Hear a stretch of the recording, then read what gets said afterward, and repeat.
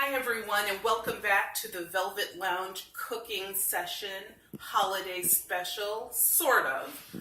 The reason I'm calling it that is because I'm going to show you how to easily make my award-winning potato salad. It's award-winning to me, my family, my friends, and those that try it. So what I do is I boil some organic potatoes. These are the small potatoes.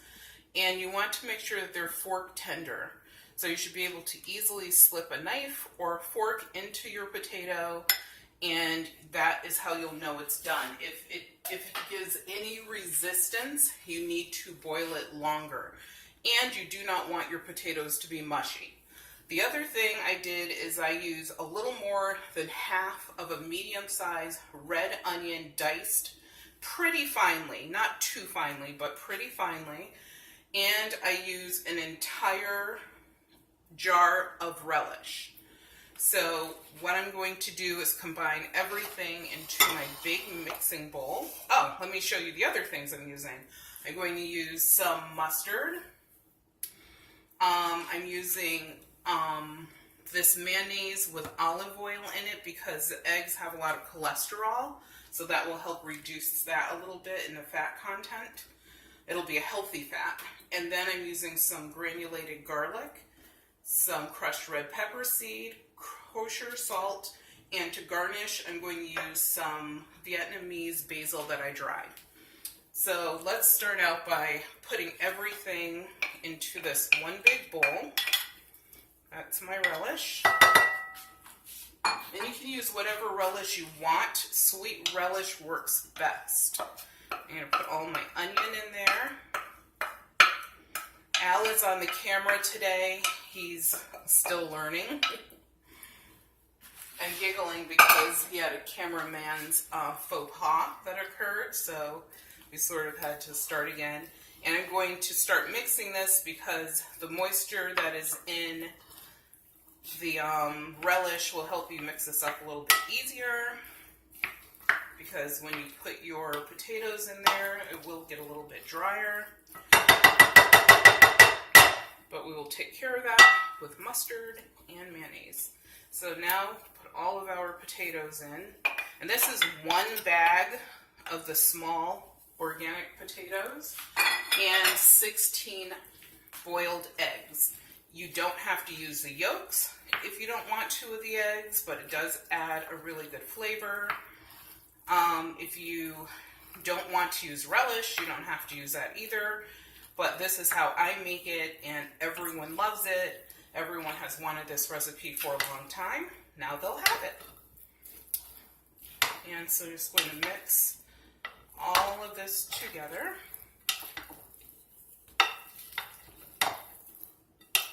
Oops, Maya's there to catch anything that falls on the floor, of course.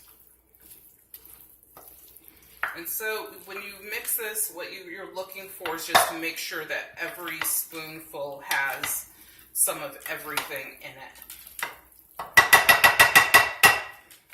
Next, I am going to put my mayonnaise and mustard and the rest of my ingredients inside. How are you doing, Al? Okay. How was the football game? It's wonderful. And I'm going to put what will equate to about 1 cup of mayonnaise, maybe a little bit less. I'd rather start out with less and add more if I need it. I already shook up my mustard, and that I'm going to probably put about a tablespoon. You don't need a lot. If you like spicy mustard, you can use that also. And I sort of like your frosting a cake, sort of just rub it across the top initially, and then I will add my spices. I'm going to use, because this bowl is so large, about a level tablespoon of garlic powder. And I would not use fresh garlic because you would have to use several cloves and it's going to be way too strong. And this mixes a lot better.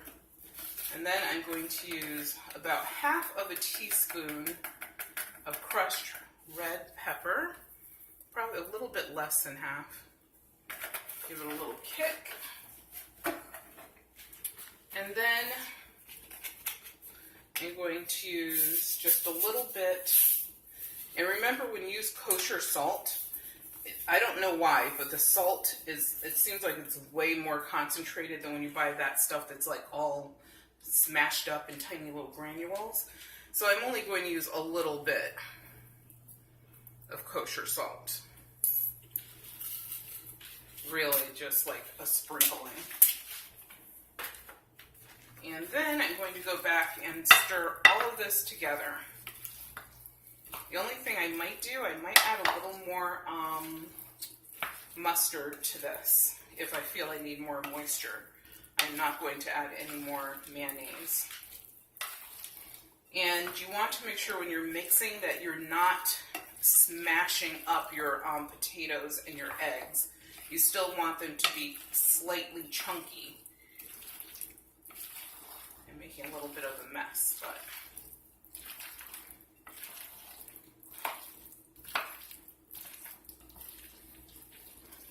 take that around the edges. Always remember to scrape your edges. You can see this is really coming together. And sometimes people don't use eggs, like when you buy, whether you buy this at a grocery store, which I never do, or if you get it at a restaurant, because the eggs will help, unfortunately, this go bad faster. So this is something that you should be eating in 2 or 3 days and keeping in a really cold refrigerator. And yes, covered with saran wrap. So now I'm just getting ready to fix this for my presentation. What I do, I learned this from my mother, is you just make it flat.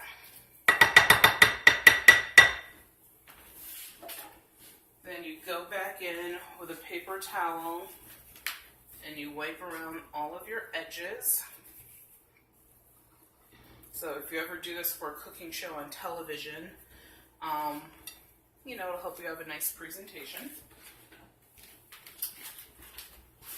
And then we're going to add a little bit of our Vietnamese basil. Just want to clean up around here a little bit. I could have paused, but just want to kind of get this done because I have other cooking. We're having roast this year versus having ham for Christmas. And duck, we're also having that too. So just a light sprinkling of this basil just to give it a little, green contrast color.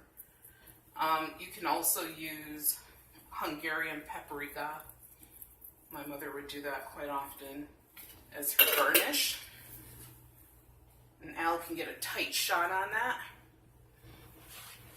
And this is our holiday potato salad 2017.